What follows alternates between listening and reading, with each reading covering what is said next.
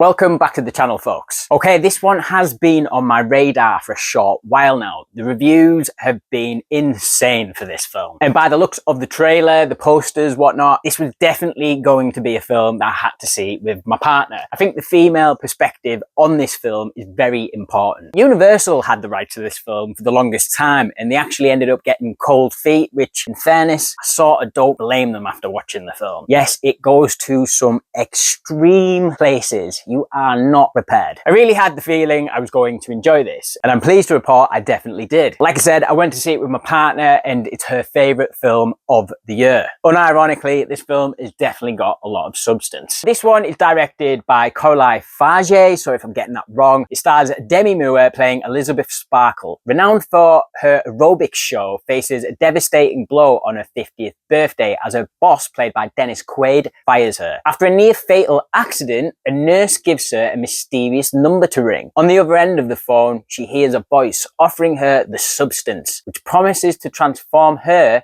into an enhanced version of herself. Initially, from the trailers and posters, I thought we were going to be getting like an extended version of a Black Mirror episode, which frankly, I was a little bit worried about because I think we've had quite a few of them recently. I think it transcends that. It truly does turn into something even more horrific than I could have ever imagined. The movie is absolutely not going to be for everyone. I rarely see this ever happen these days, but in our showing, it prompted one walkout in the first 20 minutes of the film. It does go into insane territory pretty quickly, and because they're doing such an exceptional job with the practical effects here and the sound design, very squidgy, very crunchy, yeah, I wasn't surprised by the walkout. Also, if you know good with needles, yeah, maybe think about giving this movie a skip. My partner, she's not so good with them. I'm okay, but you can literally see this needle go straight into the skin, and it's super close up. The way it sounds, it sort of pops when it goes in there. Super disgusting, people, but very effective. The movie is ultimately about vanity and looking for that quick fix to eternal youth. It's a timely subject that I can imagine hitting many people in a certain way. You know, I could see one of the goals of this film is for you to be coming out of the film feeling positive about yourself and your own self-appearance. I think there's somewhere deep in the grotesque nature of this film lies a body positive message. You know, I came out of it wanting to give my own self a hug. I think the movie does a good job at showing the nature of drug addiction as well, and that sometimes you yourself are your own worst enemy. Guys, Demi Moore in this film. This won't be the first or last time you hear this. You can only describe this performance as brave. I'm not going to lie, say I'm a novice of Demi Moore's work whatsoever. I'm not, you know, I'm not here watching striptease every weekend.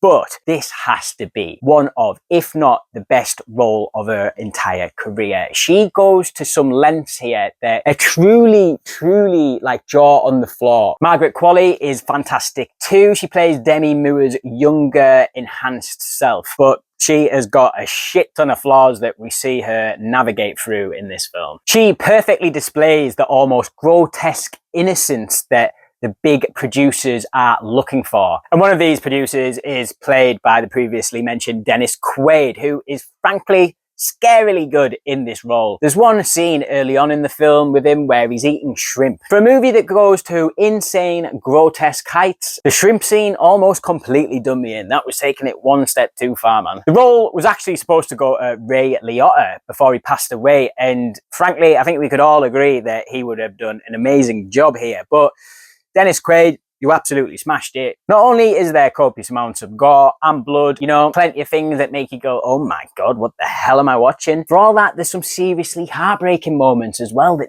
really caught me off guard. There's one particular scene with Demi Moore's character where she's getting ready to go out on a date, and she keeps changing her outfit, changing her makeup, trying to make it better. She's getting ready to leave the flat. Then she's like, oh, no, I'm going to do it again and try something else. She basically feeling terrible about herself. Now, that's not something I can personally relate to. I don't wear makeup, but I could tell my partner was having a visceral reaction to it when she was watching it. And later after the film, that's when she said, yeah, every woman has had a moment like that happen to them in their lives, which later like bangs home the point of this film, as gross as it is, I think very much needs to be seen by a lot of women out there and men as well. You know, the vanity thing works for us both, but I think this is particularly important to women, and I think women are the most likely people to get the most out of this movie. Another reason why I don't think the film totally loses itself up its own ass, because on the exterior of this film, you could probably get that notion. Because it displays and makes you understand the rules of this mysterious liquid, the substance. It never feels too vague because, granted, there's not actually a lot of dialogue in this film. The film does an exceptional job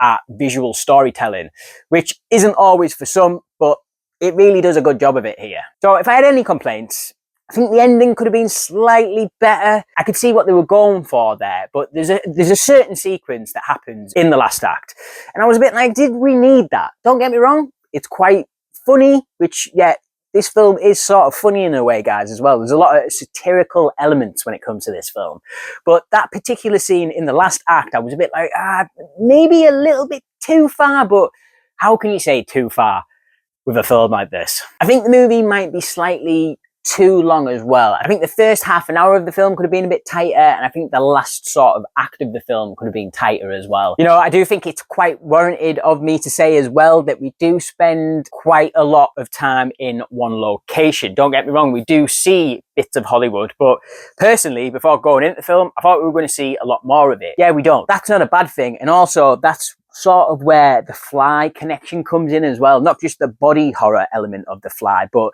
the way the Fly is actually structured as a film. But yeah, my final thoughts on this is that if you're a film fan, if you're a movie lover and you see loads of films every year, I think this is essential viewing. My God, if you're into the subgenre of body horror, this is absolutely essential viewing. Like, I could totally imagine, you know, someone who's in The Fly watches it every year and whatnot. There's elements of The Thing in here as well, guys. Like, it goes in so many directions. But I could imagine someone who's into that particular subgenre thinking this is like the total second coming. Like, I would totally get it. Casual viewers, you know, someone like my brother who only watches a handful of movies every year, it's not something I'm going to recommend to him. Right now, I'm currently at 4.5 stars out of 5. Now, this could go up with more conversation, as, you know, this has been a hot topic of conversation in this household with my partner. Not that there's anything particularly bad with the film. Like, the runtime, yeah, it's a bit nitpicky. I've got to be totally honest with myself. Like, is this a film that I'm going to rewatch often? Rewatchability has to play a factor in it. And maybe not, but that's not taking anything away from the film. Just the body horror subgenre isn't really my full bag of horror. There's 2 other films that have come out this year that maybe trump this one. Not because they're better films, but just because they're more in line with my tastes. Anyway, guys, that's been my rambly, non-spoiler review of The Substance. Please let me know in the comments what you thought about this absolute bonkers film. And yeah, until next time, guys, I'll catch you later. Bye-bye.